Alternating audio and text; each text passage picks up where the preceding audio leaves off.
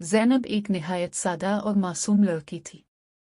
वो किताबें पढ़ने की शौकीन थी और अपनी जिंदगी को किताबों की कहानियों की तरह तसव्वुर करती थी। इसकी जिंदगी में एक ही ख्वाहिश थी, इसे कभी किसी से सच्चा प्यार हो।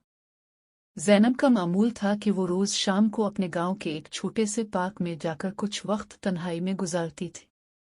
वो पार्क में बैठी फूलों को देखती। एक दिन जब वो हसब मामूल पार्क में बैठी हुई थी, अचानक उसकी नजर एक अजनबी नौजवान पर पड़ी। वो एक किताब पढ़ रहा था और ज़ैनब को बिल्कुल भी ये ख्याल न था कि ये अजनबी इसकी जिंदगी का हिस्सा बन जाएगा। वो नौजवान, जिसका नाम फरहान था, भी एक मासूम और ख्वाब देखने वाला लड़का था।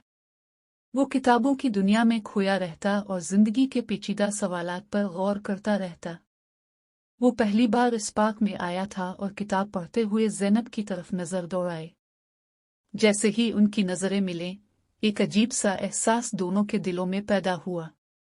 वक्त के साथ ज़ैनब और फरहान की मुलाकातें मामूल बन गई। वो दोनों पार्क में मिलते, किताबों पर बात करते, बढ़िया और घंटों एक दूसरे के साथ वक्त गुजारते। ज़ैनब को आहिस्ता आहिस्ता एहसास हुआ कि फरहान के साथ इसके दिल में कुछ खास जज्बात पैदा हो रहे हैं।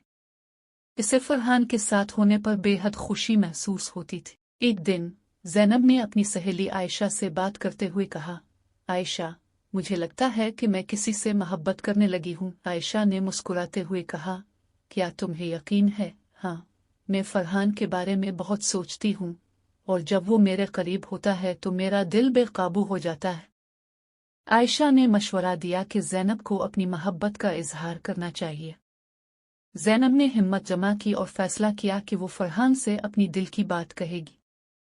अगली शाम जब वो पार्क में मिले, ज़ैनब ने फरहान को कहा, फरहान, मैं तुम्हें कुछ कहना चाहती हूँ। फरहान ने सवालिया नजरों से इसकी तरफ देखा। ज़ैनब ने दिल की गहराइयों से कहा, मुझे प्यार हुआ है और वो प्यार तुमसे है। फरहान ने हैरान होकर ज़ैनब को देखा और एक लम्हे के लिए खामोश हो गया। फिर उसने मुस्कुराते हुए कहा, ज़ैनब, मैं भी तुम्हारे साथ रहकर यही महसूस करता हूँ।